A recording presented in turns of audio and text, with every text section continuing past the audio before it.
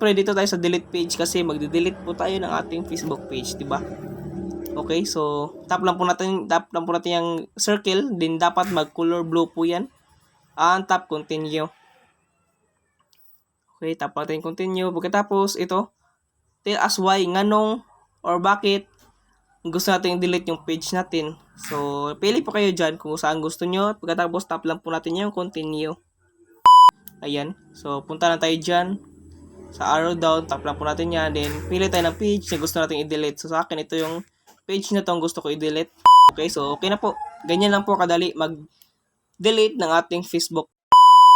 So, hello kaibigan. Welcome back to my channel na welcome back. So, in this video, ituturuan kayo kung paano nga ba mag-delete ng ating mga Facebook page account. Ayan. So, may nagtanong kasi sa akin ay isang kaibigan dyan sa comment section noong nakaraan kong video. Then sabi niya, paano nga ba mag-delete ng isang Facebook page. Ayan. So, yan po yung napakahirap gawin dito. So, yung pag-create ng Facebook page ay madali lang. Ngunit, yung pag-delete ng Facebook page ay mahabang proseso kasi yan. Kaya, para mas mapadali, tuturuan kayo kung paano yan i-delete, kaibigan. So, ito kaibigan, tuturuan ko na kayo kung paano nga ba i-delete yung ating mga Facebook page. Okay? So, stay tuned at kung gusto mo ito kaibigan ay don't forget to like and subscribe. Ayan, stay tuned kaibigan.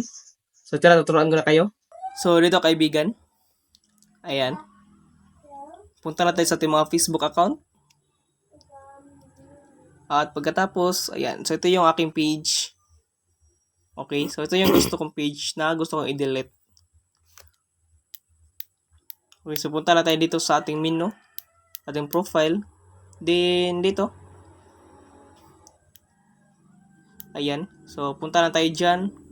Sa arrow down, tap lang po natin yan. Then, pili tayo ng page na gusto natin i-delete. So, sa akin, ito yung page na to ang gusto ko i-delete. Itong did you know na page ko. Ayan. Gusto ko siyang i-delete. Okay, so, open the Facebook app. Okay, so, next step natin gagawin naman, guys, ay dito tayo pumunta. So, ayan. Punta tayo dito sa ating menu ulit. Ayan, tap lang natin menu. At katapos sa menu, punta naman tayo dito sa setting.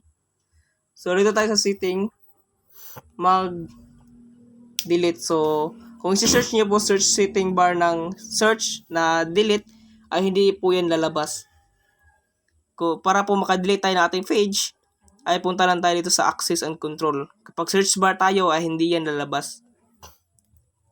Okay, so dito sa manage and control, so ito na siya. May deactivate and also may delete page. Siyempre, dito tayo sa delete page kasi magde-delete po tayo ng ating Facebook page, di ba?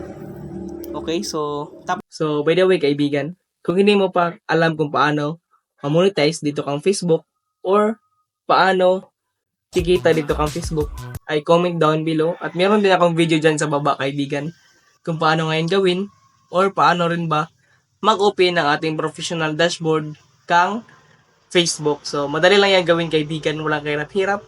At kung gusto mo yan ay andyan lang sa comment section or sa description box below. Tap lang po natin yung circle. Din dapat mag-color blue po yan. Tap continue. Okay, tap natin continue. Pagkatapos ito, tell us why, nganong or bakit gusto natin i-delete yung page natin. So, pili po kayo dyan kung saan gusto nyo. Pagkatapos, tap lang po natin yung continue. Okay, so pwede na po natin direct continue na po tayo kung wala tayong reason. Kung trip lang natin. Dito, pwede po tayo mag-ascribe yung mga documents po or post or mga downloads po natin. Pwede po natin yung i-save po sa ating main profile. So, dyan po tayo sa ascribe. Kung gusto po natin. Kung ayaw naman, so tap continue.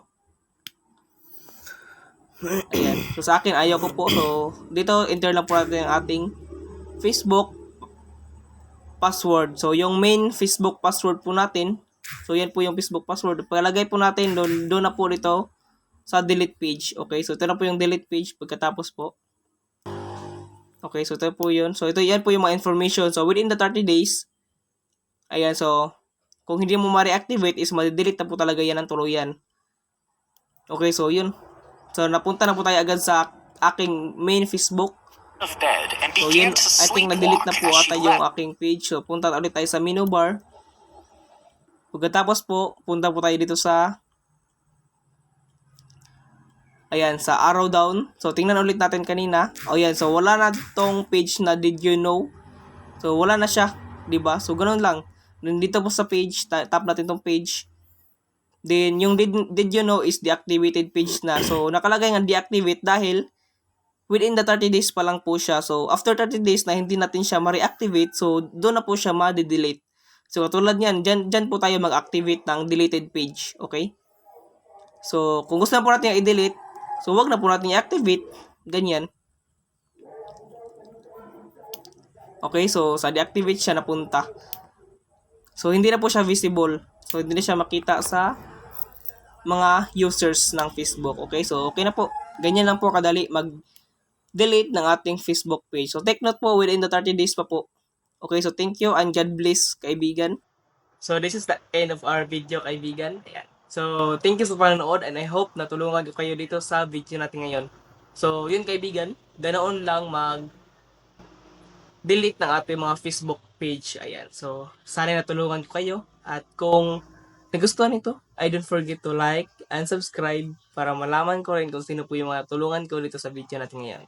So, thank you kaibigan. So, see you soon to my next video. God bless.